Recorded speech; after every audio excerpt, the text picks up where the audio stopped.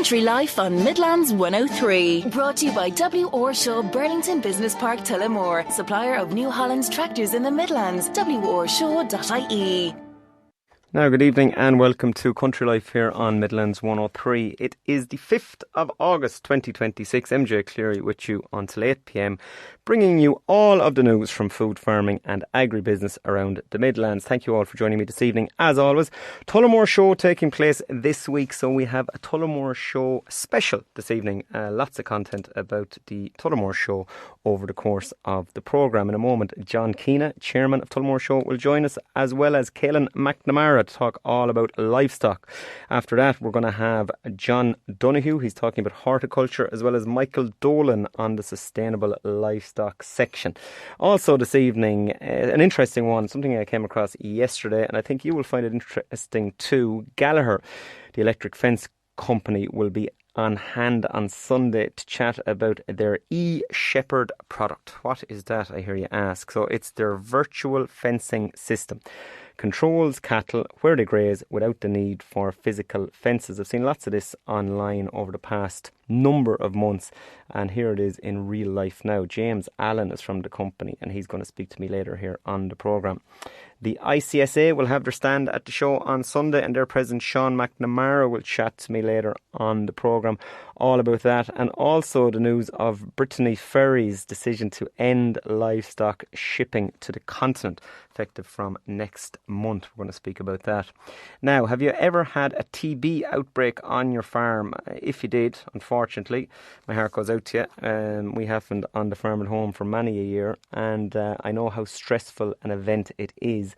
But when it occurs, you probably receive communication from the department that left you a little dumbfounded. A lot of literature can come in the post after a TB outbreak, and it can be very hard to know where to turn or what to do next. So Teagasc have put together an information support package, and it tells you what the next steps are in real user-friendly language.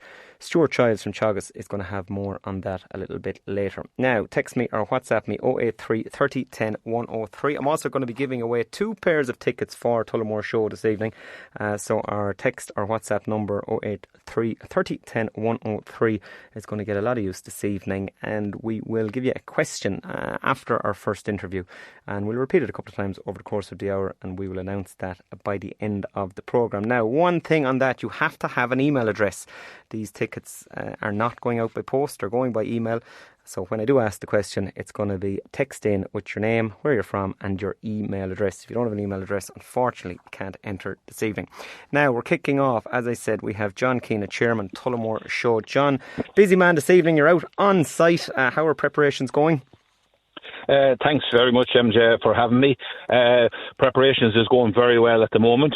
We're just after having, I suppose, an annual event we have on the Wednesday night of every year is the blessing of the site, and we had very Reverend Yvonne Hutchison, and we had Father Peter Burke from Ban doing that blessing. So please God that everything will work out well from a weather point of view. I think the forecast is good, so everything is going high going here on site at the moment, MJ. Yeah, nice tradition to have, John, isn't it? The blessing on the previous Wednesday. Oh God, it is, yeah, and it always draws the people from in and around the site. There's 60 or 70 people there tonight, or 80 people maybe there, and we also have a barbecue after it as well. So look, it's a nice. I suppose as I said there earlier on to them, it's a mark that we're getting very near the show when we have the blessing of the site. There's only days left, and so on and so forth. So it's something nice to have, you know. Yeah, and excitement builds as the week progresses, John, especially for the likes of yourselves, the organising committees, who are putting in such long hours, such hard work, but it must be great to see it coming towards fulfilment. Sure, absolutely. You know, there's a lot of even before ever we get on site. You know, there's a lot of hours gone in for preparation and all that sort of I suppose thing that's going on with any particular show. But look, this is the largest one-day show in the country. So look, there's huge preparation and huge site preparation, and you know, if it doesn't run according to plan, there's a problem. But so far, so good. Thanks be to God, everything is going grand. You know. Yeah, traffic is a big one, John, on the day of the show. Obviously, as you say, look, largest one-day show in the country by an absolute mile. A huge event at this stage. And sometimes traffic can stall a little bit on the way. And what's your advice for people heading to the show on Sunday? Yeah, I suppose. Look, the advice is to be patient. I suppose every year is a learning process for us.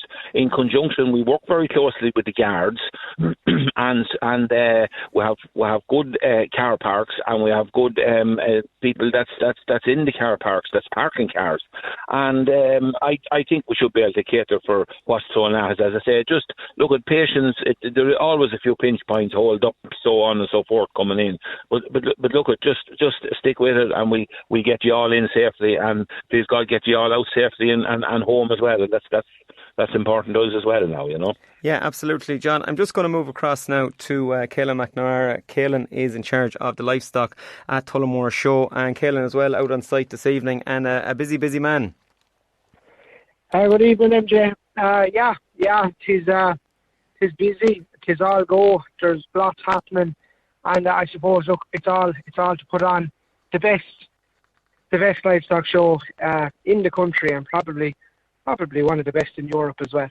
Yeah, let's talk about the livestock, Caelan, the numbers of livestock that are going to be catered for on this coming Sunday. If we run down through the different categories, just to get an idea for listeners as to how many head of cattle, sheep and whatnot will be coming in through the gates. Yeah, so look, it's numbers are big, lots and lots of entries. So in the pedigree cattle, so your Angus, your Limousines, your Blues, your Charlies, just shy of 900. Mm-hmm. In the commercials, between the senior cattle and the calves, where we're up towards 300. And there's between 800 and 900 sheep. And there could be, in the dairy section, there's probably 200 plus dairy stock. And then you have the poultry, the horses, they all come too. So you have a lot of live animals coming towards Tullamore on Sunday. Yeah, well, thousands. I was speaking to a farmer back a few weeks ago, Caelan. They said something interesting to me. I thought we were talking about shows in general, and obviously Tullamore Show coming up and it being the pinnacle around the corner at the time. And he had mentioned to me about the interest that there is now in commercial cattle. He said commercial are the new pedigree, if you will. There's huge interest, especially in the last couple of years, Caelan, isn't there? There is, and it's been noticed more and more. There's lots of people getting into commercial cattle. They've taken off the pedigree sale or the commercial sales, the fat stock sales, the carrick, the winter fair and carrick. There's lots of people going to it, and they want to buy that animal to show it. And commercial showing is getting so professional and growing. If one example was passed to me early in the showing season, there was a lineup of heifers at a particular show, and the value of them commercial animals, maybe 5 or 6 animals, was over the €70,000 mark. So that's how big commercial cattle showing is growing in the last couple of years. And of course, we often give a mention, Caelan, to the youth, the young handlers, and lots of competitions on the go on Sunday for the younger generation. And we talk about it all the times when we're talking about shows, but it's so important. It's absolutely important. Here in Tullamore, all the breeds have young handler classes, and they're always really well entered. And the young people that look to get to show their animal in Tullamore and get the rosette, it means an awful lot. And it hopefully gives them the courage and enthusiasm to go forward and to grow their career in showing. And then I suppose this year there's a qualifier, the Irish Shows Association. They have a young handlers qualifier class in Tullamore for a final that's on later on in the showing season. Yeah, so excellent. Look, we don't need to go through different categories, Caelan. We all know at this stage, best of the best are going to be in Tullamore on Sunday. We're going to say many thanks for joining us this evening, and many thanks to John Keena as well. I'm going to shoot to an ad break, and after the ad break, we're staying on Tullamore. We're going to be moving over to horticulture. John Donoghue is going to be speaking to us, and also Michael Dolan in relation to the sustainable livestock section. Stay tuned. Country Life on Midlands 103 with W.R. Shaw, family owned and serving the Midlands since 1982, we're Ireland's largest independent agri-dealer, specialising in New Holland tractors and parts. With over 40 years' experience, we provide top-quality sales, service and support. Visit W.R. Shaw in Tullamore and Carlow or online at wrshaw.ie. And you're very welcome back to Country Life here on Midlands 103. As I said at the outset, Tullamore Show this coming weekend, and I hope you're all heading. It's a great day for people involved in the countryside and agriculture, and even if you're not from the countryside or you're not involved in agriculture and you want to go for the day, it's a fantastic day out. There is something for all the family, and if you live right slap bang in the middle of a town and you go and you have a look at some of the livestock, you will be wowed and amazed because the quality is just incredible. We're talking about not livestock now, we're talking about horticulture, and we have the man in the know, and that's John Donoghue from the Tullamore Show. John, many thanks for taking my call this evening. You're welcome, MJ. Welcome. John, talking about the horticulture side of things, how long has horticulture been a mainstay at the show? Has it been there from the very start? Oh, since the very start, yeah. The very start, I was involved in the horticulture marquee at the first show. And our first show was in what year, John? 1991. 1991. That could be of interest now to listeners as we progress this evening. Let's see. Tell us a little bit about horticulture then, John. If somebody has not visited Tullamore Show before, and if they are going to go, what will they see in relation to horticulture? Well, in the horticulture marquee, we have, in vegetables, we have different sections. We have vegetables, we have cut flowers, we have dahlias, we have pot plants, we have floral art, we have honey. We have actually four All-Irelands. We have an All-Ireland in tray of vegetables, a Rose All-Ireland, and we have two then sponsored by Board Bia, that the 7-a-day vegetable best in season, and we have a potato All-Ireland. And the potato All-Ireland is running for almost as long as the show itself. Excellent stuff. I'm sure the Potato All-Ireland itself gets some great competitors from up and down the country. Oh yeah, from all over the country, from Donegal to Kerry, literally, So it's covered the entire country, and these are there wouldn't be specialist growers. You're talking about non-agri people that to be growing it in an allotment or in their own garden, but they're experts on growing vegetables and experts in competitions. You have the National Vegetable Society represented here, and they tell people about how to grow vegetables, how to grow for show, and even how to grow for your own kitchen garden. And the Kitchen Garden All Ireland facilitates these people who want to have something in the show. And in vegetables alone, we have almost 60 classes for vegetables. Yeah, it's enormous. Like we have over 1,000 entries in the marquee entirely.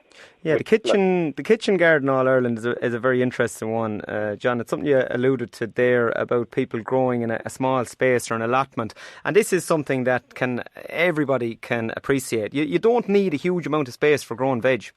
No, you don't need a huge amount of space, and we have information here this year on how to start seedlings and how to pick out seedlings and grow them on, and how to establish a kitchen garden and how to propagate plants from seeds and cuttings. So Mark Sheehy, one of our own horticulturalists here, he is going to do these demos on Sunday, and we have the National Vegetable Society who will be showing people how to establish a country garden, or a kitchen garden. And it is, in the country, you don't necessarily have to be in a town. Everybody has a bit of green space at the back of their house, and it's unbelievable what you can grow in a very small spot, or even a windowsill or a balcony, Yeah, we were speaking with Caelan just before the break, and we were talking about young handlers in the livestock, and also you're catering for, I suppose you'd call them young growers, but getting children involved and getting them interested in growing veg. Yeah, and it's to be great. Most like a lot of us are moving on in years, and to get young people involved and to show young people that everything doesn't necessarily have to come from the shop, that you can go out in the back garden and dig a stalk of potatoes or pull a few carrots or have some of your quick turnover vegetables as well, like the radishes and lettuce that will grow relatively quickly. You don't have to wait too long for them to develop. And to actually have that in your own garden is fantastic satisfaction as well, that you can, sometimes it mightn't be economically viable to do it, but you might buy them cheaper, but in the quality of what you get, you actually know what you're getting, and you know how you've raised it, and you can appreciate then as well the difficulties there are in growing vegetables, and you can appreciate when you do see it in a shop, the work that has actually gone into it, Yeah, no, it gives a great appreciation from start to finish. Before I let you go, John, also in relation to bees, honey, that side of the house as well, a huge amount to see. Yeah, a lot of interest there, and of course we have the County Offaly Beekeepers Association look after that, and the different flavours of honey. I remember talking to a guy one time in a restaurant, and he said, "Do you talk about honey the way we talk about wine?" Mm. And you have different honeys from all flavours from different parts of the country, different times of the year, different flavours come in. So you have like the earlier in the year, you have the dandelion, you have the wild seed rape, and then you go on to the horse chestnut, sycamore. Then in the summertime you have the briars, the blackberry, the clover, and coming on to now, the bees will start working heather now in the next couple of days, and then we finish up with ivy in the end of the year. So there's every part of the year produces a different quality of honey, or not different quality. Quality is always high, but it did different flavours, different textures, different colours. And a lot of people just think that a jar of honey is one particular product on the shop shelves to see it clear, but honey you'll see there at the honey show where we have about 12 different classes for different honeys presented in different ways: light, medium, dark, heather honey, comb honey, chunk honey, sections of honey. And of course the section was the traditional way of producing honey. If people had the honey in the back of their house, they didn't have any ways of working it, and they had the sections and the comb honey. That was really the traditional way to consume honey, was in the comb. So much to see, John, and so much, as you say, for everybody, be it youngsters and people of older generations alike. We're going to say many thanks to you, John. Enjoy the preparations over the next few days, and we wish you all the best on Sunday. All the best, MJ. Thanks a lot. Yeah, thanks a lot. We're talking for 2 hours on this if you wanted it. But, we'll have to do, John. We'll have to do a full hour on bees and honey some night, John, because you're a wealth of knowledge. We can put in everything into it. Yeah, exactly. Yeah. Okay. Thanks. Many thanks, John. Now, just moving across, as we said, we literally could have spent the evening speaking about that. A very knowledgeable man in all of those areas, but a real passion for bees and honey, John has. Now, it is the Sustainable Livestock section is up next, and Michael Dolan is going to tell us a little bit about this. Michael, how many years are you on the go now, Sustainable Livestock section? This is the 4th year of the Sustainable Livestock village, and we have the same participants as we had for the last number of years, and we have NDC, and we have the food regulator coming in this year as well. Yeah, I'm looking down through some of the headings here of the different things that are going to be available to see for people on Sunday. And if we just pick one or two of them, but just headline one here, celebrating the role of women in agriculture. This is something you're going to be speaking about in the village on Sunday. Yeah, that'll be one of the topics on Speaker's Corner. And as you know, it's the International Year of the Women Farmer, and it's also one of the key points, along with generational youth, that Minister of Agriculture is promoting during Ireland's EU presidency. So we'll have a session on that, and we'll have Karina Rosengrave, who's the international ambassador for women in agriculture this year, appointed by the department, along with other speakers. Again, as you say, two hugely important aspects there. The Year of the Woman Farmers 2026, and then generational renewal. Again, we speak about it regularly here on the programme. An interesting one also, Michael, is that of bridging the gap between farmers and consumers. Can you tell us a little bit about that, please? Well, you see, as part of what we're trying to do from a farmer's perspective, we're trying to talk to all people across the sector, farmer, non-farmer, consumer. And like one of the things is that farmers have changed the way animals are produced, the lighter animals and all, and about sustainability. But part of that is the consumer and how the consumer is eating, the changes in diet and food, and also the butcher. We have Jim Murphy, who's a butcher, a family butcher in Tullow and Carlow, who has represented butcher meat on the world stage, taking part in competition. And they'll talk about how things have developed and what is in thing now and what's coming down the line, and give people a flavour of it from them three perspectives. Yeah, and great to see it from that aspect. Lastly, Mike, before I let you go, photography competition. You also have news on this for us, please. Yeah, the photography competition is taking part this year in conjunction with the Farmers Journal. The winners will be announced on the day. We'd like that people will come to the village, farmers and non-farmers.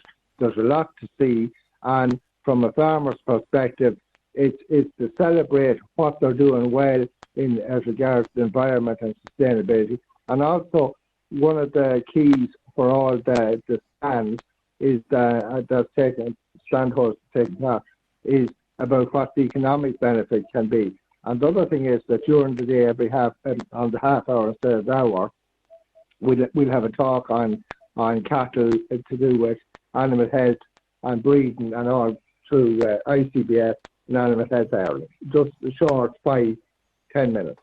If people pop to the Sustainable Livestock Village, Michael, they could stay there for the day. They don't need to go anywhere else. You have that much content. Genuinely, you have such a line-up there. So something for everybody all day long. And we wish you all the best in the organising. Michael, many thanks for joining us. Well, we'll let them move around the rest of the show, but if they just call in and spend a little while, we'd be more than happy. Yeah, absolutely. Many thanks, Michael.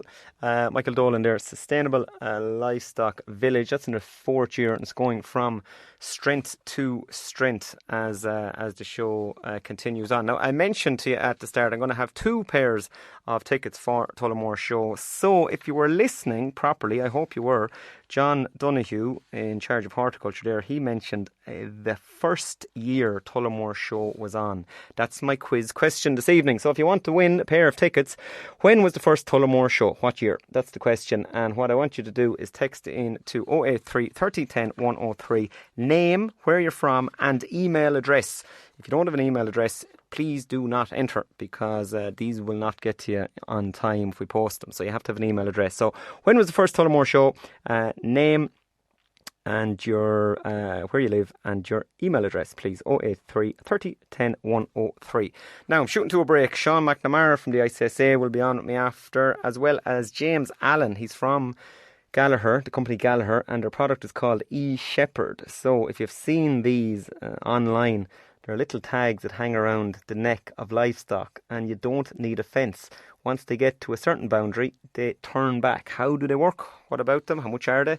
We're going to hear all about that in just a moment. Stay tuned. Country Life on Midlands 103. Brought to you by W.R. Shaw, where New Holland isn't just a brand, it's our passion. For over 40 years, we've been Ireland's trusted name for New Holland tractors, parts and farm machinery. Whether you need new, used or ex-hire tractors, we've got you covered. wrshaw.ie. And you're very welcome back to Country Life here in Midlands 103. Now, in a moment, we're going to be talking about E-Shepherd, the device which stops cattle from moving in certain areas. James Allen is going to be talking about that. But in advance of that, Sean McNamara from the ICSA joins me. Sean, many thanks for taking my call this evening. You're quite welcome. Thanks, MJ, for having me on. Welcome, Sean. We're going to talk about live shipping in a moment, but first, Tullamore Show, big event here in the Midlands, and a big event for cattle and sheep farmers all over the country. They'll all be descending on Tullamore on Sunday. You're going to be there to welcome them and to speak to them?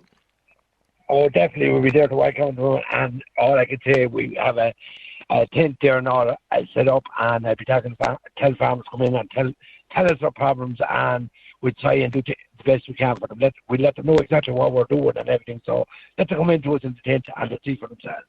Yeah, excellent stuff, Sean. Now let's move across to this news broken the last few days, and this is one that's going to prove challenging for farmers over, not so much I suppose at the moment, but coming into next spring. A decision by Brittany Ferries in relation to its livestock transport services. Can you tell us what's going on here, Sean? Well, NGOs says that they got a victory that's got Brittany to stop bringing cars across the continent, across Europe, and I think it's the other way around, that Brittany Ferries is using the NGOs to try and stop it. But that doesn't say, the way I look at it, if the NGOs has this power, it won't be down to they stop all live shipping, and that's the thing we don't want to see our Ireland. We are finished. It won't suit the dairy farmer in the spring, next spring, like I said, there's 15 load on that boat going out every week, and 280 cars per load, which is 8,400 cars. Won't be able to see it. Like the other ferries will be 15 as well. So there's 30 going between the two ferries. So it'll be a competition for the other ferry it's going, and it'll be a detrimental effect for dairy farmers whose cars are being bought for live export. Yeah, and do we understand, Sean, what the reasoning is for this, or the background to it? We're aware that shipping conditions are excellent for calves. They have lots of space and whatnot, so there's no issue when it comes to that side of things. So what's the reasoning, or has any been given? No real reason has been given, but animal rights cutter NGOs is claiming that it's cool. Calves aren't weaned off milk and all that. They don't want to see calves leaving the country at all. But I think it's to keep the cattle in the country the way we'll have enough cattle for our factories. That's the big thing. It's the factories that's behind the NGOs, as far as I can see. I might be wrong, but it looks like to me as them that's behind the NGOs that get the work. Someone is paying these boys to do this, and it's surely not the farmer that's paying them anyway. I suppose we just can't verify that, Sean. We just don't know, but it is going to have a big effect next spring, especially those shipper type calves, those poor Frisian Holstein calves. We really don't need a glut of them in the country, because we know what will happen if that occurs. Yeah, we don't have the price of fall enough to be back the same as a few years ago, a year or two a calf. There won't be men here to buy them, to wear them for a start, and it's going to cause a serious welfare issue around a lot of farmers. Around a lot of farms. That's going to happen, because these calves will die. They won't be looked after in the day, and that's what will happen. We'll have a serious welfare issue in the country if these calves aren't got rid of. Sean, on that, we will let you go, and as you said, you're going to be at Tullamore Show on Sunday for people if they want to pop into the ICSA tent. Many thanks, Sean. Right, thanks very much. Sean McNamara there, and I think the welfare issue is a very, very, very good point by Sean.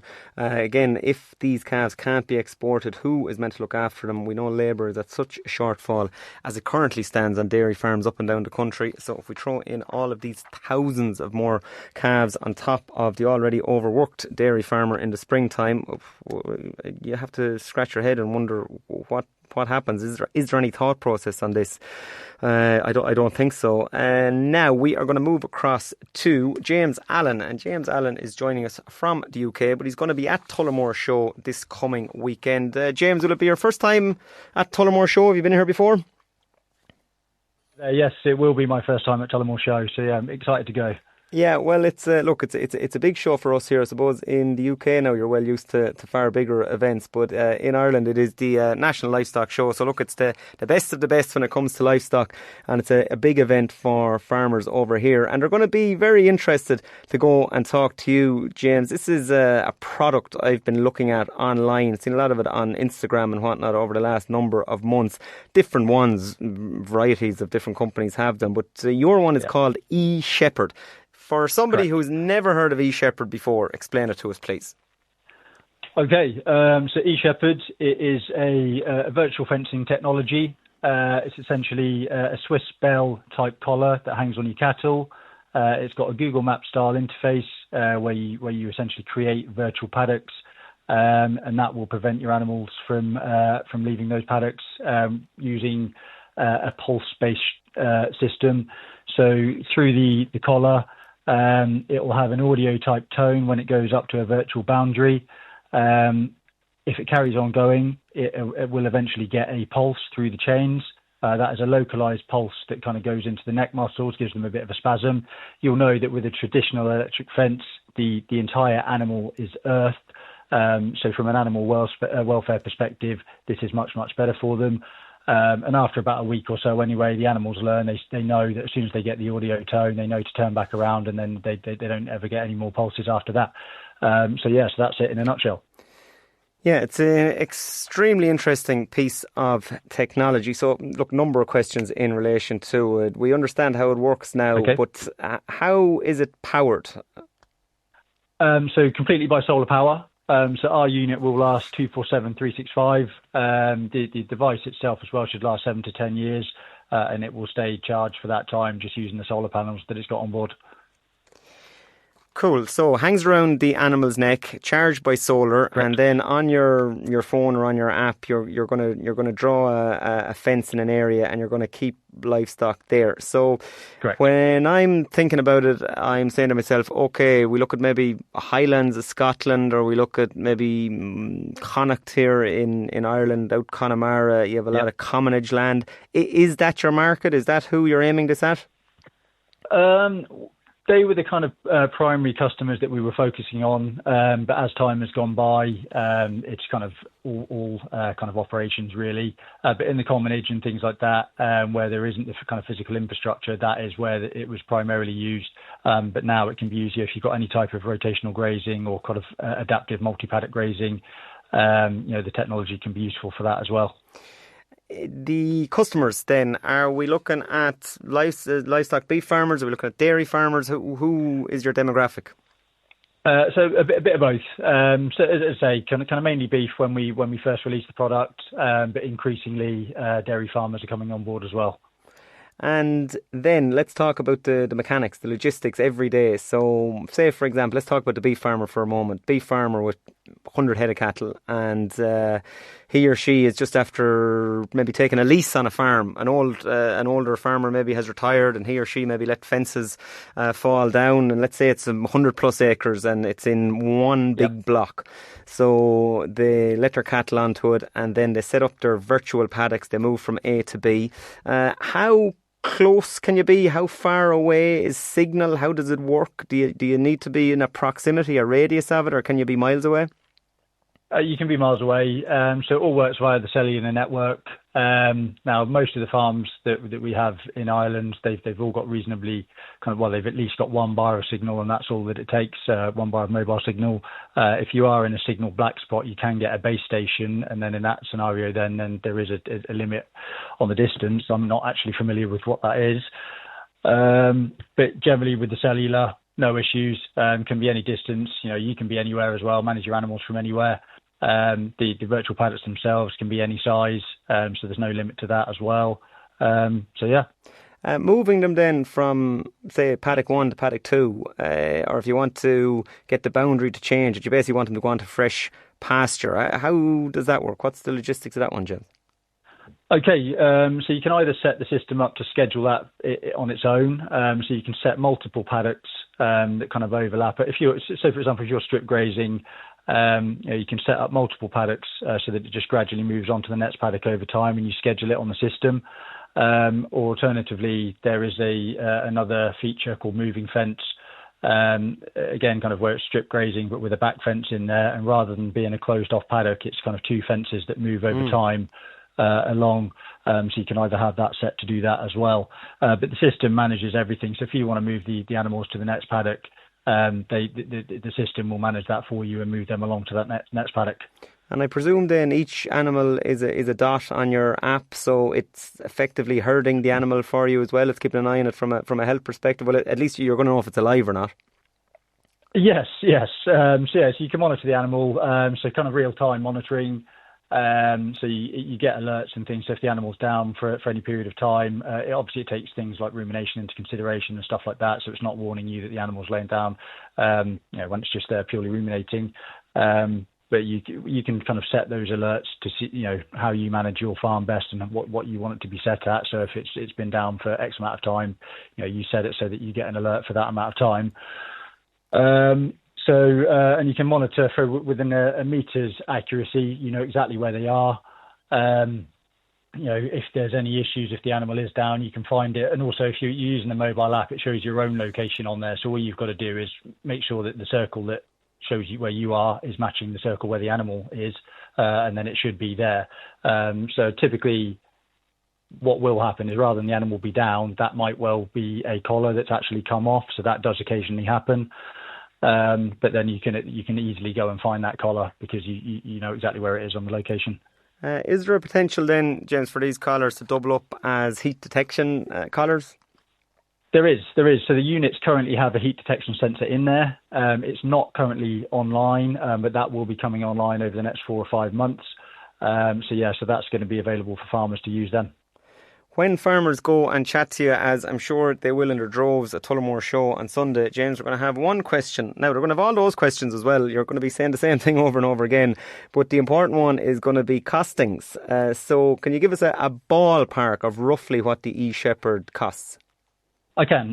Well, I can tell you exactly. So look, it's €370 per unit. And there is a subscription charge for it, which is €3 per month.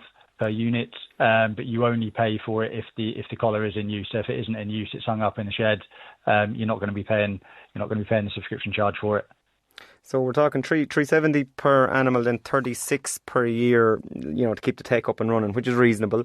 If we look at that, and we said at the outset then they can last up to, we're hoping about 10 years, would that be correct? 10 years, yeah. Yes. So we would say kind of 7 years minimum, but it should last up to 10 years. Yeah, I suppose if we get the 10 years out of it and the 370 is divided by 10, 37 a year, plus your 36, you're talking about €70 a year per animal. And if we did go down the route of, as we said, about maybe leasing a farm that needed a lot of fencing infrastructure, really the price, it's not bad in comparison to stakes, wire, labour, and then maintenance. Way more cost effective. And labour as well, I suppose, in relation to not having to go there every single day to herd them. You can see them on your app, so you're going to cut down on that. That's the thing. So all of that physical infrastructure, take all that away. You don't need any of that. And as you pointed out with the labour as well, if you're moving your animals, every day or every other day, you can cut that out. The system does all that for you. So from a labour and physical infrastructure perspective, it's much more cost effective for you. It's going to be a huge game changer in agriculture, James. This product, when it takes off properly, it's going to be massive. Oh, it's the future. It's the future. Now, we do recommend that kind of everybody does have some physical infrastructure in there, like a perimeter fence around your entire farm, for example. I know it's a bit difficult in Ireland sometimes because you've got kind of more patchwork bits of land dotted about here and there. But yeah, generally you should kind of have you've got to remember that the product will keep your animals in, but it won't keep other people's animals out. Yeah. So we do say, look, if you're going to use the product, then recommend it to your neighbour as well, so they get it as well. So you've all got it, and then their animals are in. Well, very reasonable, James, to say that you need your perimeter fence. I don't think anyone could say that there was an issue with that. This is about, farming your internal infrastructure, and it's something I think it's great, and I think you're going to be very, very busy on Sunday with people speaking to you. I'm out of time, James. Many thanks for coming on, speaking to me. eShepherd, it's called. You're at Tullamore Show on Sunday, and we wish you the best. Thank you very much. Thanks for having me. Thank you. James Allen there, and as we said, eShepherd, the possibilities, aren't they endless?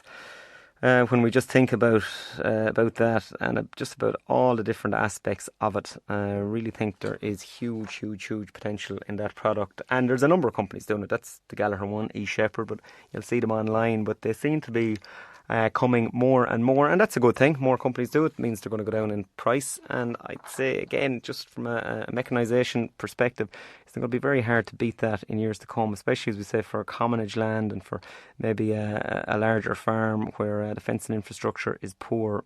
Just really, really interesting there. Now, coming up after the break, Stuart Childs is from Teagasc, and he's speaking to us about, it's called ComTB. So if you get a TB outbreak on your farm, you may not know what to do. Teagasc now have lots of information for you. They have a step-by-step guide for farmers showing you in a clear and straightforward way what you need to do from point 1 through to point 7 or 8. And we're going to hear about it in just a moment. Stay tuned. Country Life on Midlands 103. With W.R. Shaw. Looking for the best in farm machinery? We've been supplying top-quality New Holland tractors and parts and providing service since 1982. Our expert team is here to keep your farm running smoothly. With branches in Tullamore and Carlow. Visit wrshaw.ie today. And you're very welcome back to Country Life here on Midlands 103. Now, 2 pairs of tickets for Tullamore Show up for grabs this evening. So I want you to text me in. When was the first Tullamore Show? As per the interview I had earlier with John Donoghue, he mentioned a year. That's the answer I'm looking for. And will you pop me your name, where you're from, and your email address? We need an email address for this one, please. 083 30 10 103. Text or WhatsApp, and you have about 5 minutes to do it, and I'm going to announce the winners just at the end of the programme. Now, in advance of that, we are talking about TB, unfortunately. Prefer if we weren't talking about it, but it is a way of life on farms up and down the country. And Stuart Childs from Teagasc joins me. Stuart, many thanks for taking my call this evening. Hi, MJ, how are you? We're good, Stuart. As I said, look, it's what no farmer wants to deal with, but just unfortunately lots and lots of farmers are dealing with it. And sometimes, actually, would I go as far as saying a lot of the time, farmers are a little bit in the dark. They don't really know what to do or where to go when an outbreak occurs. And that's the background to this. Yes, MJ. I suppose, like you said, there's more and more herds have been exposed to it in the last number of years because of the increase in the numbers of reactors being found across the country. Now, thankfully, those numbers have taken a turn in the right direction in the last couple of months, or in the last 12 months anyway, and hopefully that trend will continue.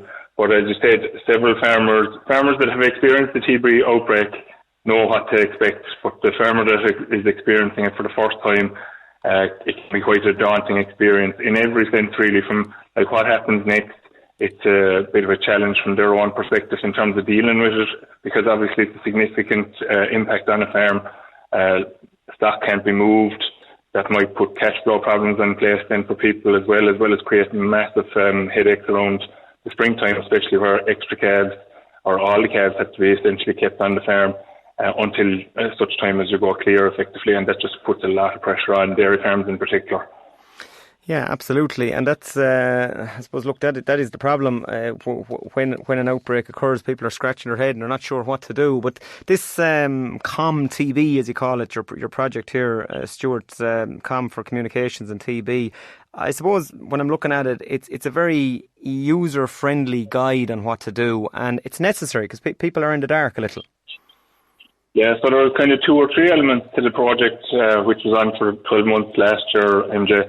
The first is probably to try and improve the level of communication. So anybody that has experienced the breakdown will know that there's a big brown envelope comes from the department with an awful lot of paperwork inside it, and the objective of the project was actually to distill that down, and effectively we managed to create a 2-sided one-page basically that explains a lot of the detail in a very short communication.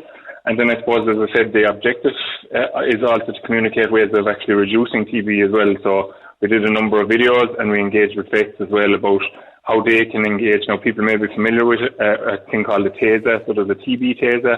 Many people might have already done some of the worms, we'll say the parasite TASAs that are available through Animal Health Ireland, through their vets. And the TB TASA is basically that the vet will call out post-outbreak and identify areas on your farm that are potential points where badgers may be interacting with stock and so forth, and identify those to you. And I suppose vets would have actually given feedback to previous people prior to the study that we've done, that they were a little bit in the dark in terms of giving the best information to their clients as to how to actually stop TB. They were right there to identify it. And look, you have to be fair to the vets as well. Like, it's actually difficult enough thing to tell a person that they have TB, especially if it's their first time ever going down as well. So they were finding that it was a communication issue from their perspective as well. So our 2-pager basically is a big help to them as well, that they can have that and explain to people the next steps are X, Y, and Z basically in this scenario here. And you're going to hear from this person next, and the process is as follows. And it's just to try and make life a little bit easier for everybody, vets, farmers, and I suppose take the pressure off maybe for department personnel that might be ringing people kind of cold and people very unsure of what's happening and very bothered about the whole situation. So it's just to try to alleviate fears that people may have and address those early on. And the videos then I suppose are to try and help people help themselves in a way, and they're well worth taking a look at. I think obviously we focused on fencing stock away from badgers, fencing the yard to stop badgers getting into the yard, and also like how you can actually track them as to where they're entering into the yard. So wildlife cameras are very useful. If you know that there's a set, you can monitor the activity on it. You can monitor areas where you think they could be coming into the yard.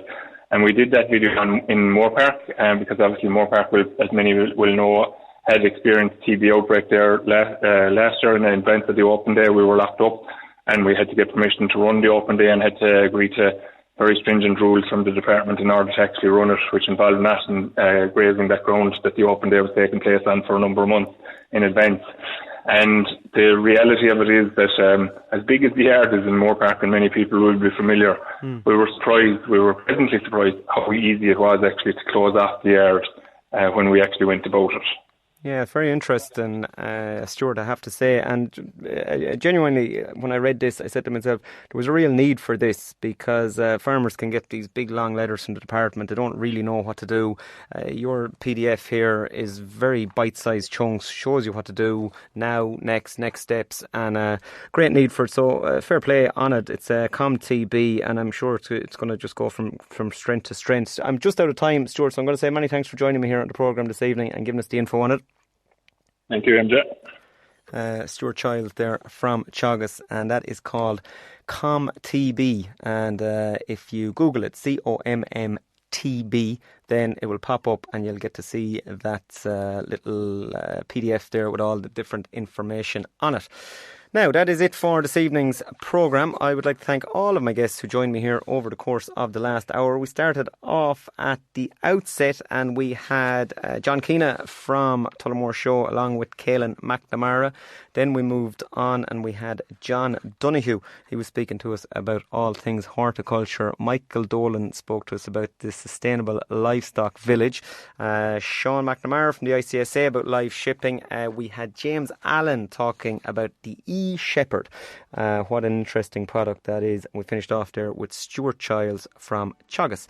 That is it for this evening's programme. Oh, I have the news for the winners of the tickets. So 2 tickets, lots of entries here. So I just jumbled them up and we picked 2. So we have Donal Farrell from Belmont in County Offaly. He's going to get 2 tickets for Tullamore Show, along with Holly Allen from Portlaoise in County Laois, and the answer was 1991. So Donal and Holly, well done. Those tickets are going to be emailed across to you. We will be back with you next week as always. If you're going to Tullamore Show on Sunday, I hope you enjoy it and enjoy the day. Hopefully weather holds up for us. I know we want lots of rain, but we want a dry few hours on Sunday, and we'll speak to you all in a week's time. You can get us wherever you get your podcast. If you type in MJ space Clery, Clery, Country Life, will pop up. You can listen at your leisure. Good evening.